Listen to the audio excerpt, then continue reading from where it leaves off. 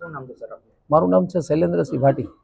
ખાસ આજે બધા શિક્ષકો અહીંયા ભેગા થયા છે, શું બેઝિક પ્રશ્નો છે સર? બેઝિક પ્રશ્નની અંદર સાહેબ એક તો સમય બાબતના પ્રશ્નો છે, બીજા પાર્કિંગ બાબતના પ્રશ્નો છે અને ત્રીજું ભૌતિક સુવિધા બાબતના પ્રશ્નો છે. અમે સુવિધા બહુ હાઈ નથી માંગતા, પણ નોર્મલ સુવિધાઓ જે અલગ અલગ જગ્યા સ્થળે મળે છે એવી સુવિધાઓ તો શિક્ષકોને મળવી જોઈએ ને એમ.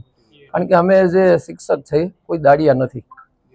અને પ્લસ અહીંના જે સ્ટાફને અમે પૂછવામાં આવે ત્યારે જે સ્ટાફ છે અમારી સાથે ઉદ્ધતભર્યું વર્તન કરે છે, બરોબર. અને ઓલ ગુજરાતની અંદર અમુક અમુક જગ્યાએ જે ટીએડીએ છે કોઈને 700 મળે, કોઈને 240 મળે. તો આ શું કામ? કારણ કે કામ બધું એક સરખું જ થાય અને બધા શિક્ષકો એક સરખું જ કામ કરે છે. તો આપશ્રીના માધ્યમ દ્વારા હું સરકારશ્રીને એવી વિનંતી કરું છું કે ભાઈ બધા શિક્ષકો જે છે, કોઓર્ડિનેટર, મોડરેટર કે પરીક્ષક, બધાને એક સરખું વેતન મળે તો નેક્સ્ટ યરથી જે શિક્ષક પેપર ચેકિંગ માટે આવે છે ને સાહેબ, ઉત્સાહથી આવી શકે. અને બીજું સાહેબ, આપના માધ્યમથી મારે એક વસ્તુ કહેવાની છે કે જે એક શિક્ષક જે 2 જગ્યાએ સંકળાયેલો હોય તો એક જગ્યાએથી એનો પગાર કપાઈ જાય છે ને એક જગ્યાએથી એને મળે છે. તો હું પણ એવી સરકારને વિનંતી કરું, બરોબર, કે જો એને ટીએડીએ પૂરું મળશે તો અન્ય જગ્યાના જે પૈસા કપાય છે ને એ આમાંથી આર્થિક પરિસ્થિતિ એની યોગ્ય કરી શકે. આટલી જ મારી આપશ્રીના માધ્યમથી સરકારશ્રીને વિનંતી છે. જય ભારત, જય હિન્દ.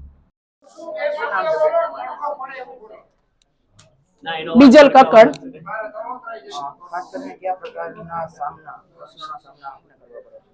મને પ્રશ્ન માત્ર ને માત્ર સરકાર અને ડીઓ ઓફિસથી જ છે. પહેલા તો કે તમે જે અમને લોકોને મધ્યસ્થ મૂલ્યાંકન કેન્દ્ર આપો છો તે વ્યવસ્થિત તપાસીને આપો. જો ટીચરો પાસે તમે નીતિ નિયમથી કામ કરાવવા માંગતા હોય તો સામે આપેલું સંચાલન કેન્દ્ર પણ નીતિ નિયમ વાળું હોવું જોઈએ.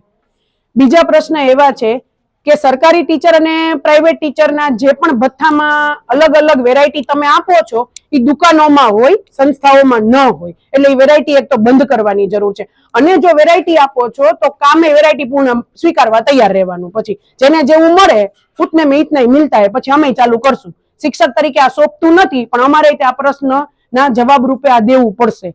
ત્રીજી વાત છે કે અમને જે પણ કામ તમે કરાવો છો તો નિયમોમાં રહીને કરાવવા સાથે સાથે બીજા નિયમોને પડાવતા પણ શીખો. ગવર્મેન્ટ ટીચર હોય કે પ્રાઇવેટ ટીચર હોય, બધા એક નિયમમાં ચાલવું પડશે. સરકારે પણ એક નિયમમાં ચાલવું પડશે.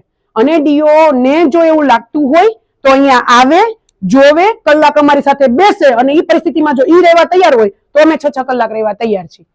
ટાઈમ ગવર્મેન્ટે ભલે એવો કીધો કે 11 થી 5 નો હોવો જોઈએ, પણ ઘણા બધા શિક્ષકો એવા છે જે 2 અલગ અલગ સંસ્થાઓમાં અલગ અલગ ટાઈમે જોડાયેલા છે. તો જો એને પડતો મહિનાનો ખાડો સરકાર પૂરવા તૈયાર હોય તો એ ટીચર પણ અહીંયા રહેવા તૈયાર છે. બાકી ટીચરને 11 થી 5 નો ટાઈમ ફરજિયાત કરી દેવો પડશે. પ્રશ્ન આટલા જ છે. મેઇન આ છે. નાના મોટા સર સ્ટેશનરી તો બધાને આપે છે, પણ ખબર નહીં આ લોકોને શું તકલીફ છે દેવામાં. અને એમ કે પેન્સિલ અડધી થઈ હોય આપો, પેન પાછી આપો. મારા પાઉચમાં અત્યારે મારા ઘરની પેન્સિલું છે, દેખાડું? એટલે અમને 3 રૂપિયા 4 રૂપિયાનો સવાલ નથી. આમાં તમે આ અવ્યવસ્થામાં બેસીએ જ છીએ. પણ પ્રશ્ન એ છે કે વ્યવસ્થિત નીતિ નિયમ જો અમારી પાસે પડાવવા હોય પેલા તમે પાડો, પછી અમને કયો, નહીં તો આંગળી ન ચીંધો.